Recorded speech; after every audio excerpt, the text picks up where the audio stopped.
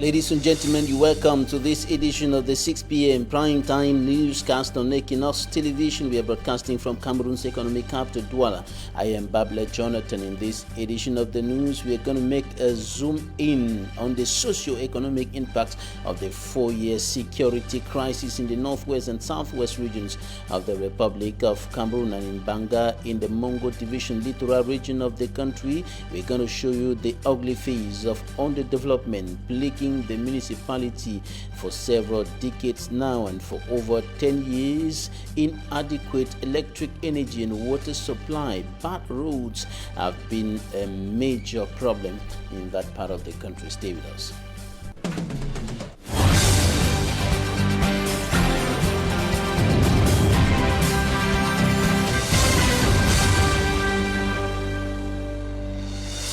Thanks, ladies and gentlemen, for joining us on this edition of the news. We're going to begin in Likumba, Tiko subdivision, southwest region of the Republic of Cameroon, where our reporter Davidson Maimon takes a look at the socio-economic impact of the 4-year-long security and socio-political crisis in the northwest and southwest regions of the country. And he says that the crisis has got a huge adverse impact on economic, social life and other aspects of life in that part of the southwest region of the country, and municipal authorities are now using sports to revive life in Likumba. His report. Likumba is the most affected neighborhood in Tiko subdivision. Separatist activities within the area made it practically impossible for the council to carry on with the maintenance of the road, portable drinking water supply system, among others. One kind of water, we're going to arrive for other sites. All time we will be dry or beg government, the hell we This neighborhood has once been deserted when the Anglophone crisis was at its peak. However, as life is gradually returning to normalcy, though with occasional attacks, the people say life is very difficult on them. Life is be difficult. We manage. We always suffer and suffer before the meet up. We don't even get any hope for the end of the year. To gainfully occupy the youth, most of whom are jobless, and bring back the steam, the mayor of Tiko municipality, Chief Peter Mesoso, organized a sport tournament dubbed Peace Tournament. We choose this tournament to call it Peace Tournament so that we can give a different image to what people are thinking about. The finals took place at the heart of Likumba H3, under the watchful eyes of the divisional officer for Tiko subdivision, with no state security officer spotted within the area, as used to be the case of the past. People in the house opted to maintain peace and order, and I told the Jew, I said they have said they will maintain peace and order themselves. This is all be army and police for Likumba. People of Likumba are conscious that no matter what, peace is the end result. This is very essential to something in our community and in our lives. We don't want peace. One country come back. We believe all things they work aside. The tournament in both the male and female category equally had a marathon, with the youth backing home prizes. In the northwest region, our correspondent Bustela reports that many have been pushed into very difficult living conditions by the Anglophone crisis. Most of them have lost their source of livelihood to gun battles, killings, destruction, abduction, and other atrocities going on in the two English-speaking regions of the Republic of Cameroon for more than 4 years today. Our report. Economists say the 4 years running socio-political and security crisis rocking the northwest and southwest regions has had devastating economic repercussions. Thousands of jobs have been lost in the regions in conflict, while investors have deserted the areas. These and the closure of borders due to the coronavirus pandemic has caused untold hike in prices of goods. These are just so much in such a way that we could not even cope. Materials are just, the prices have just, in the past 6-7 months, have just been in such a way that we cannot cope. You cannot imagine that something they were selling 5-6 months ago for 6,000, 7,000 is now 14,000, 17,000. You are not even able to have it. So Gathered here are members of a syndicate of staffers, particularly affected by the hike in prices and seeking a better way forward. Enterprises and other businesses selling these materials have created an artificial scarcity to increase prices to about 170%. We say no to exploitation, and we plead with the government to look into it because thousands of Cameroonians whose living depend on this self-decoration work are suffering. We are equally pleading with the government to do all possible to end the socio-political crisis in the northwest and southwest regions so as to enable us to work at full capacity. We have lost about 450 million francs to businessmen from April to May, working but still living in abject poverty and misery. We have 231 pupils and students under our sponsorship out of school this year due to lack of fees. 80% of our individual life projects and contracts are at the hall.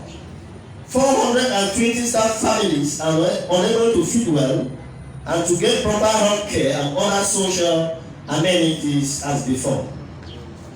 Dear colleagues, should this continue in the next coming months, many will surely die of starvation and hunger and other related issues.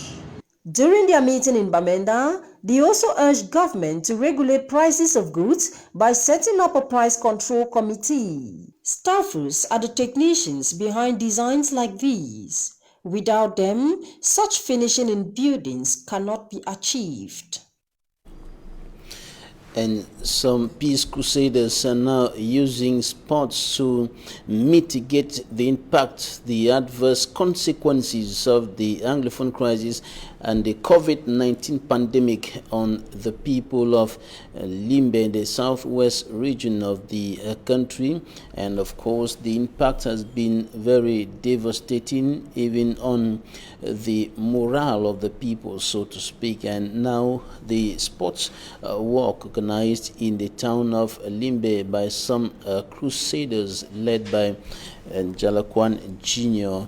is coming to revive hope and of course joy in the people of Limbe in these very difficult times characterized by gunshots, battles here and there, blood flowing here and there, destruction, and added to that the coronavirus pandemic. For me, Armstrong Sander reports.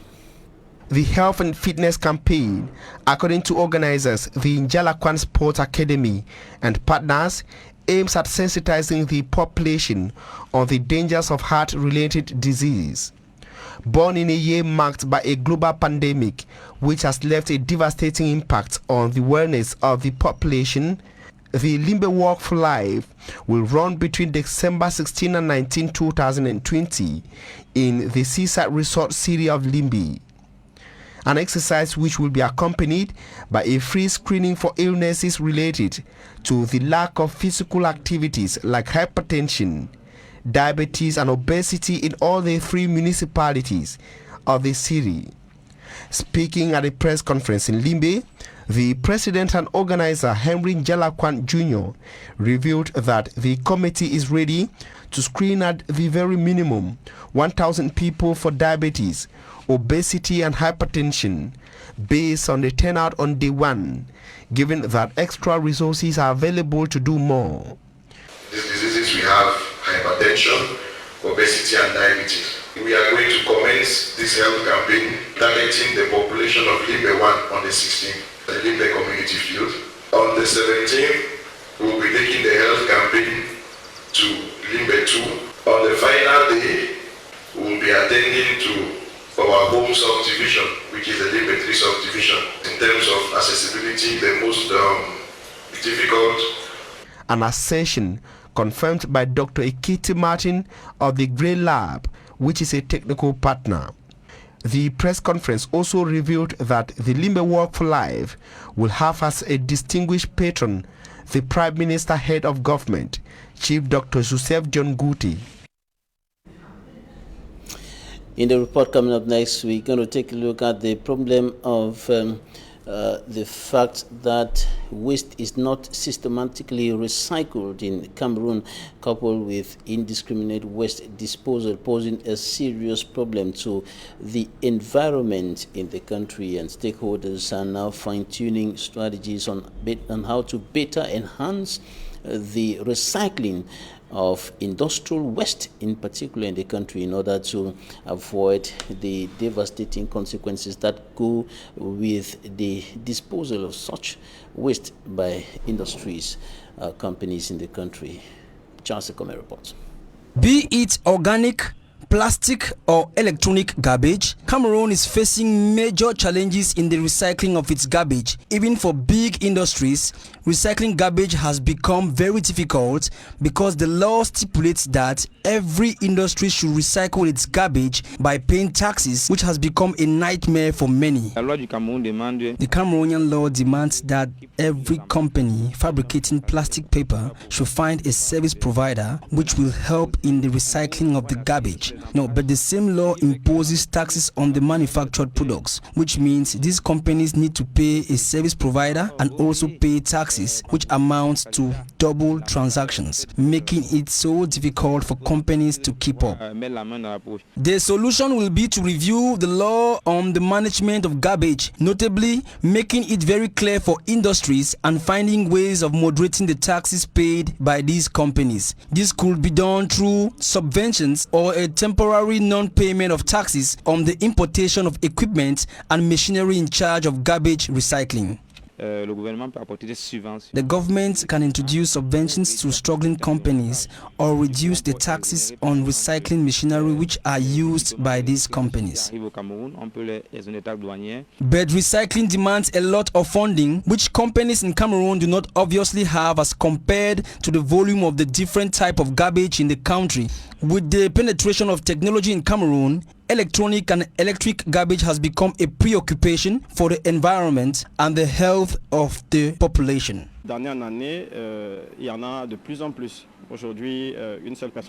Year in, year out, there are more and more electronic gadgets. An individual can have 2 or 3 phones and up to 3 TVs and so on. Recycling of electronic garbage will always have a lot of work because the more the electronic gadgets and more recycling will have to be done.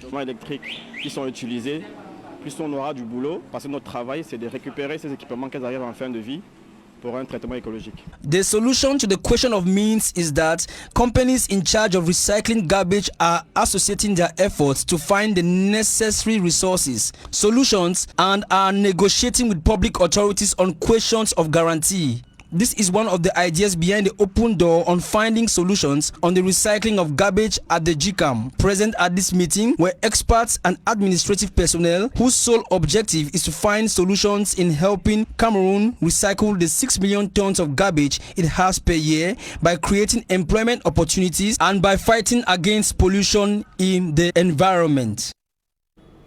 Have you been thinking of how to decorate your house during the celebration of Christmas? Immaculate Fogwe answers that question for you.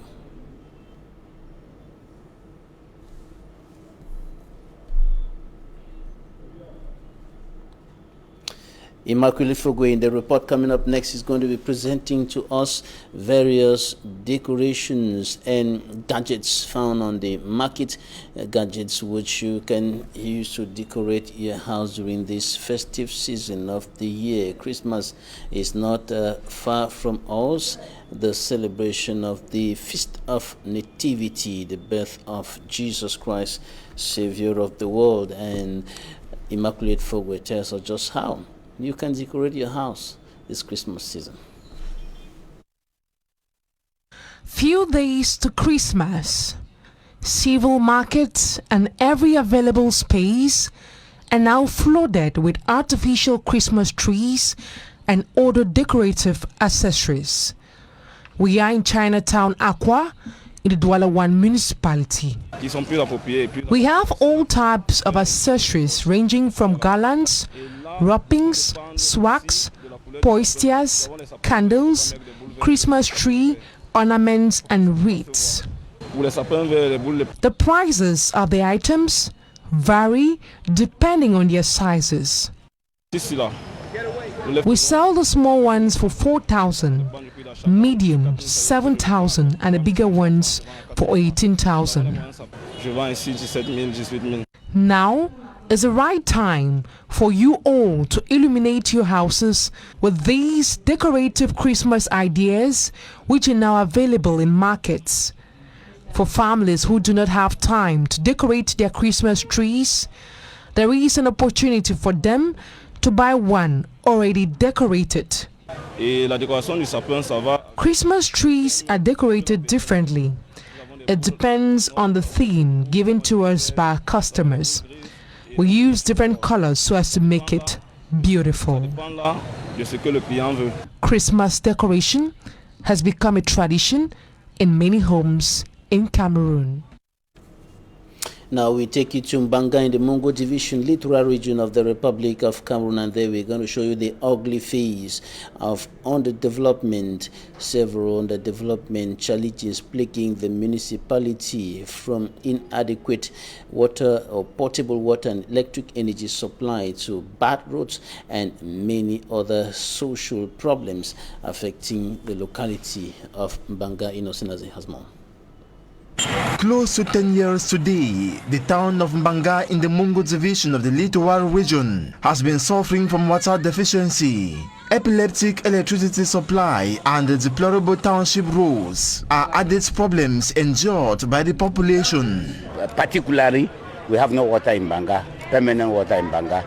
For a long time, the population of Mbanga is waiting for water, and that our road in town should be ameliorated, also with the public light. Problems which the mayor of Mbanga and his collaborators are aware of. We have many problems for water in Mbanga, so that the first challenge is that to do all our best to go and search where we can get the water to give all population. During the budgetary session of the Mbanga Council that saw adoption of the sum of 634 million francs CFA for the 2021 fiscal year, the mayor pledged the money will be scrupulously spent on these projects. The budget that increased by 104 million francs from the 530 million francs CFA 2020 budget, according to the senior divisional officer for the Mungo division, should also be used to keep order in the town of Mbanga and also to rehabilitate boreholes, provide basic infrastructures, notably health centers, schools well equipped with benches to accommodate IDP peoples and students.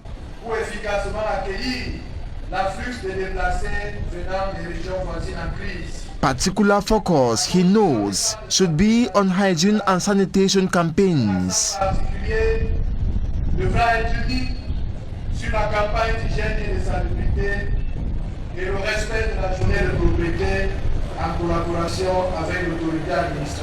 The senior divisional officer stressed that these projects be realized in total collaboration with each other and the population, not forgetting the council authorities create other income generating sources to meet up with these challenges.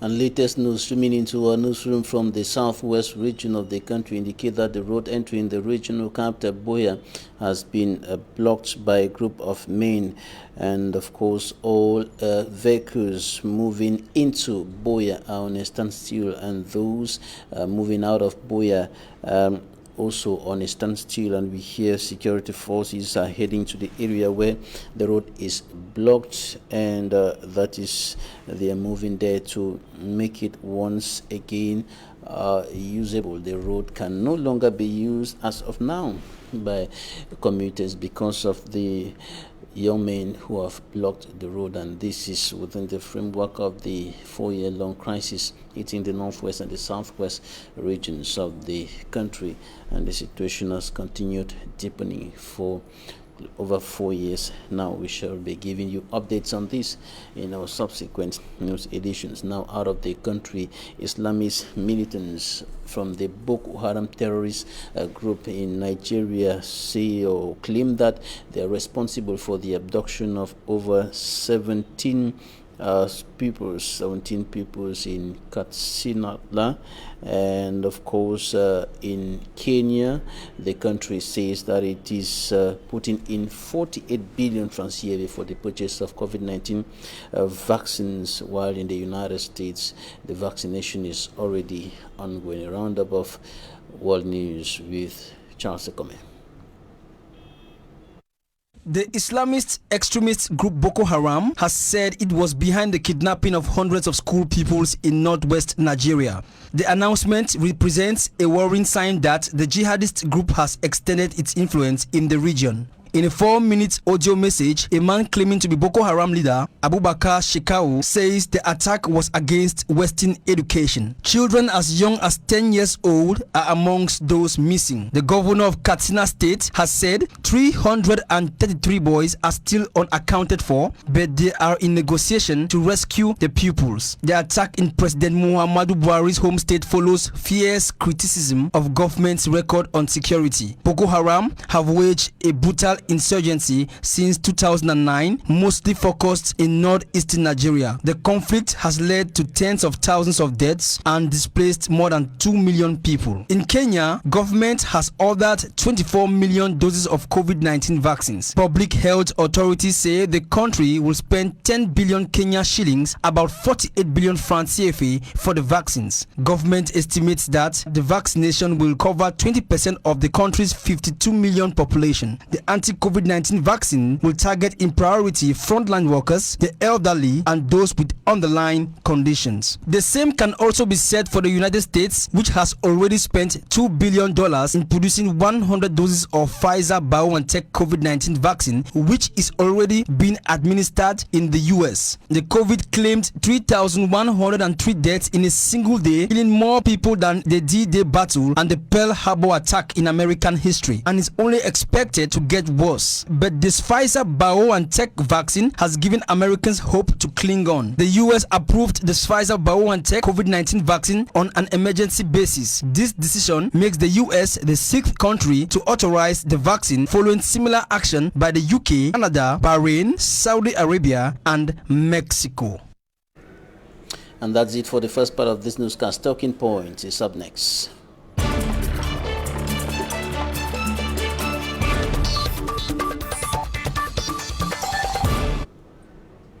Our guest today is a peace advocate, a development promoter, and a seasoned sports promoter. He is currently the CEO, the Chief Executive Officer of Njalakwan Sports Academy. Thank you, Henry Njalakwan Jr., for joining us today. Thank you, Mr. Babila Jonathan. The pleasure is all mine. I appreciate the invitation. And once more, congratulations for the good job which you are doing here at Equinoxe TV. Thank you. Today we had 2 reports presenting the socio-economic impact of the Anglophone crisis on the people, the communities, the northwest and southwest regions of the country. You are a promoter of development, a promoter of sports, a peace advocate. What about the domain of sports? You are the CEO of Njalakwan Sports Academy. How has it been affected by the crisis?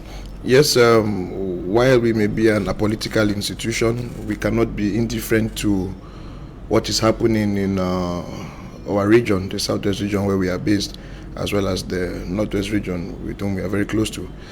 We can't be indifferent to that. The crisis has greatly affected the sports industry in this part of the country. You know, we are having to deal first and foremost with many people being internally displaced. And you know, we are an African country in an African economy, functioning as an African economy, and we have this common characteristic of an African economy, which is most people are invested in agriculture. It's not only about sports like practicing sports, football, running, or whatever. You know, with agriculture is physical. As a farmer, you spend hours in a farm each day, and most of our farmlands are, of course, situated in the rural areas.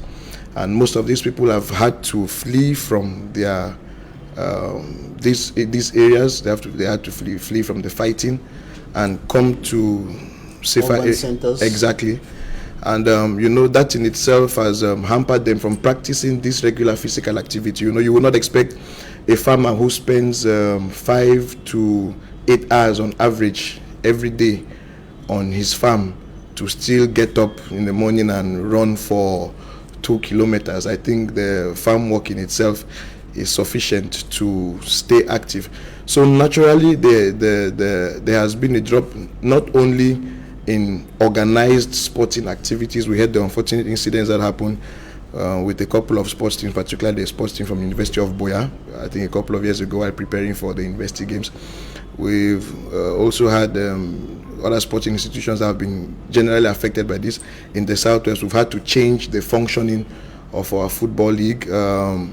It's now practically impossible. Like, teams don't move from Limbe or Boya to Kumba to go play games. It's now an issue of respective towns because of the crisis. That in itself reduces the matches which the kids have to play every year. So instead of possibly playing 12, 15 games in a season, which makes you more competitive, you find yourself playing 4 or 5 games. It is the same thing even in the individual sector. It's not easy getting up in the morning to go for a walk or to go for a jog. Everybody is affected. Everybody is affected. And as a development expert now, what you take about the impact of this crisis on the development of those two regions? I think people who are more vested in that aspect as far as economic development is concerned, I think people who are more vested in that have been on this platform and other platforms to continuously speak about the impacts which it has on our economic development. I think it is time that we shouldn't only continue talking about the impact and what it can do. Everything has an end. We don't know how it is going to end, but one thing is certain is the crisis is going to come to an end, and we need to start preparing ourselves for the end of this crisis, which is why we've come up with the Work for Life initiative. All right, we will talk about that, but as a development promoter, somebody who promotes development, have you been unable to carry on with some of the activities that you actually intended to promote development within the communities where you are in Limbe, for example, and because of the crisis you could not carry on with some of those? Naturally, it has been difficult. It has been difficult. Like I said, I think many people have been talking about that. I think the sporting sector in itself has not been spared. For you to be able to invest in the sports sector in Cameroon, which as at now is not really a profitable one, you will need to invest elsewhere and possibly use the profits, develop them in the sports sector. So other sectors have been affected, be it agriculture, general commerce, and so we find resources very hard to come by these days. And that, of course, naturally has had an impact on development as far as sporting activities or sporting infrastructure, if I may say, with the exception of what the government has been doing in this part of the country is concerned. Now let's talk about Limbe Work for Life. How are you using sports to mitigate the impact of the crisis on the people? Well, like I said earlier, as an African economy, Cameroon being an African economy, we are not different from other African countries or other African economies. The majority of our population is invested in agriculture, and most of these people now have been away from their regular agricultural activities, which is of course a physical activity.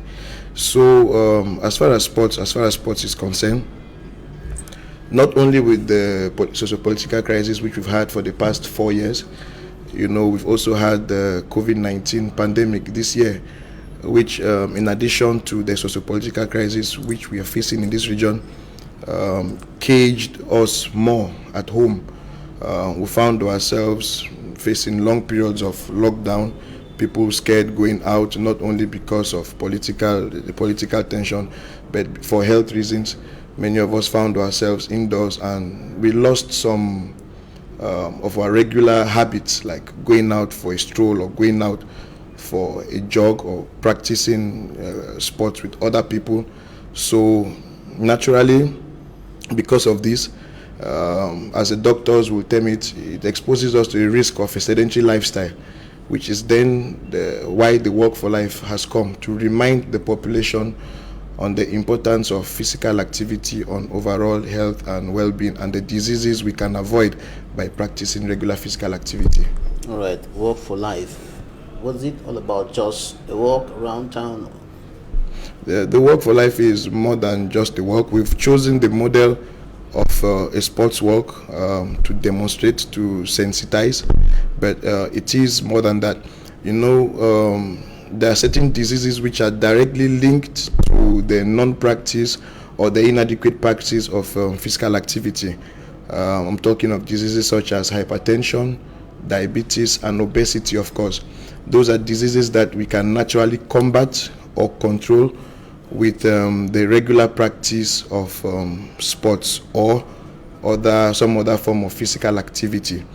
So apart from the sports walk, which we are going to have, a 10-kilometer sports walk, which is just a demonstration, because an average sportsman who takes his regular sports walks or runs every Saturday or Sunday does possibly 15 to 20 kilometers on average every weekend.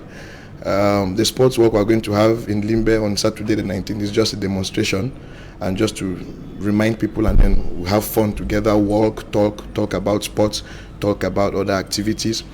But then most importantly, we are going to be screening for these diseases which are linked to the non-practice or the insufficient practice of physical activity. I'm talking of diabetes, obesity, and hypertension. So the screening is going to run for 3 days, beginning tomorrow. It's going to run for 3 days. We've dedicated 1 day for each municipality in Limbe. Limbe has 3 municipalities, of course. So we'll begin tomorrow with the Limbe 1 municipality and continue on Thursday with Limbe 2. And then on Friday, we'll attend to the population of Limbe 3 over these 3 days. And then we'll close it all up with the sports walk on Saturday, which is the 4th and final day of the event. Some of the people listening to you right now certainly want to know, how free? Is it free? It's 100% free. It's 100% free.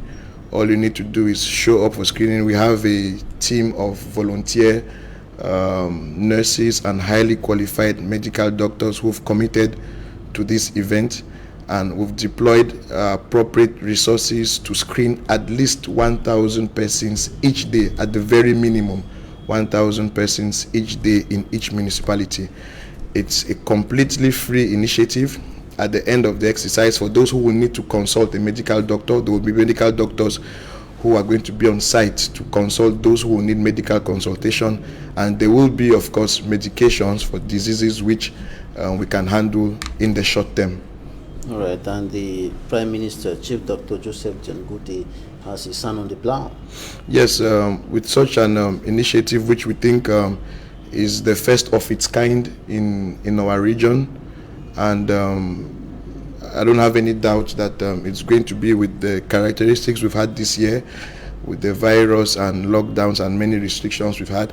I don't have any doubt that it's going to be one of the biggest community events in the country, and as a sporting and health activity which involves the Ministry of Sports, the Ministry of Health, and the National Federation of Sports for All, we thought it wise that naturally holding such an event which cuts across different ministries and involves multiple ministers of the state, we thought it wise that naturally the Prime Minister, who also doubles as the head of government, should be the distinguished patron to such a groundbreaking event.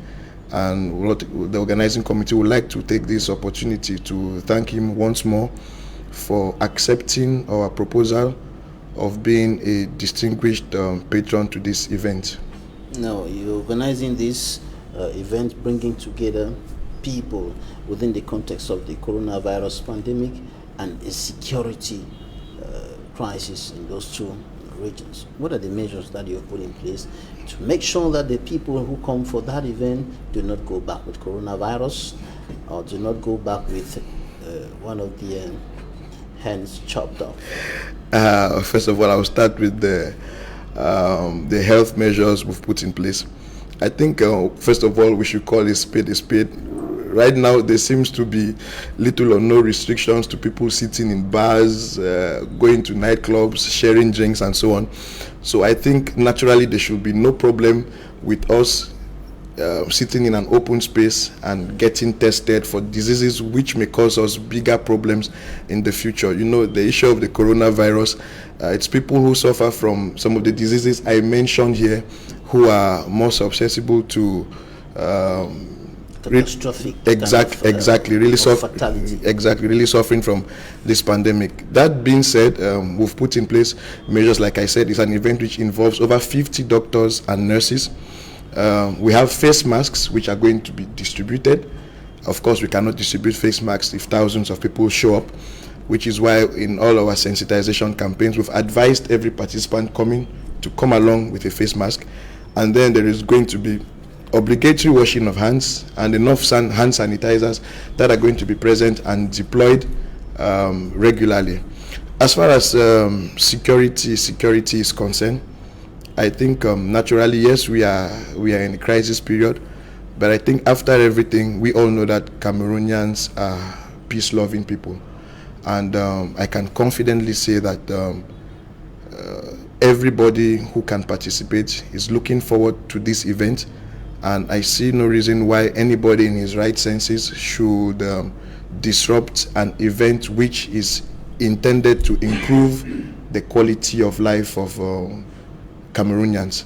That being said, naturally, you know, it is a public event, so we're working, we've taken the necessary dispositions to make sure that at least the forces of law and order are present to ensure that everything goes on smoothly. But like I said earlier, we are known that despite all the differences we've had over the years, we are naturally peace-loving people, and this is a peace initiative and a development initiative. As a peace advocate, what have you been doing beyond what you're organizing now to promote peace, to restore peace in the northwest and southwest regions of the country? Why not the rest of the country? Prayers. I think that is the most important thing. Every single day I wake up and every day I go to bed, I pray for my country. That is the most I can do for my country right now. All right. Henry Njalakwan Jr., peace advocate, development promoter, and seasoned sports promoter, chief executive officer of Njalakwan Sports Academy. Thank you for joining us today. Thank you very much. Thank you very much. The pleasure is all mine. Thanks, ladies and gentlemen, for staying with us. Equinoxe will be up next.